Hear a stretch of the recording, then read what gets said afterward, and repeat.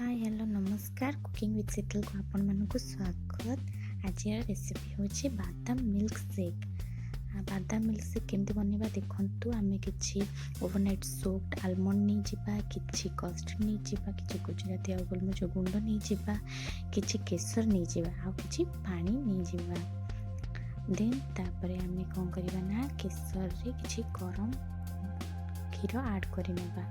Then आम almond गुड़ा को छड़े नवा, से किसी गोलमरीच गुंड आ गुजराती को देदेबा, किसी क्षीर देकी भल भाव फाइन पेस्ट गोटे करनवा।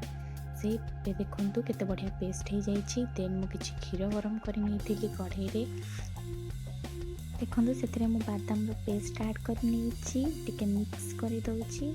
देन देखो भल भाव मिक्स कलापर मुझे केसर वाला क्षीर ऐड कर नेली।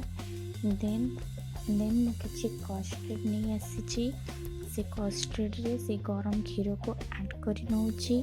आपण मान हिसाब रे कस्टर्ड रो फ्लेवर नहीं पारे। मुझे बटर स्कॉच फ्लेवर रो कस्टर्ड नहीं, आपण मैंने चाहिए अलग किसी फ्लेवर भी नहीं पारे। किंतु एठी गैस रो फ्लेम को आपण मैंने लो ही रखिए, मीडियम करेंगे ना, कहीं क्षीर आमर जलीज जेहेतु आम आलमंडटा ऐड करछे। देन मुझे भी ऐड कर नौची 2 टेबल स्पून चीनी ऐड कर नौची। देन देखंतु तापरे आपको भल भाव टिके मिक्स कर नेबी।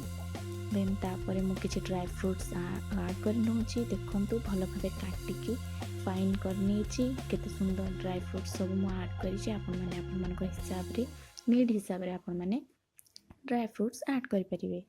तापरे देखंतु मु मिक्स कर नेली, टिके बरफ दे मु 2टा ग्लास रे रेडी कर देली homemade tasty and healthy milkshake. आपण माने ट्राई करिवे निश्चित।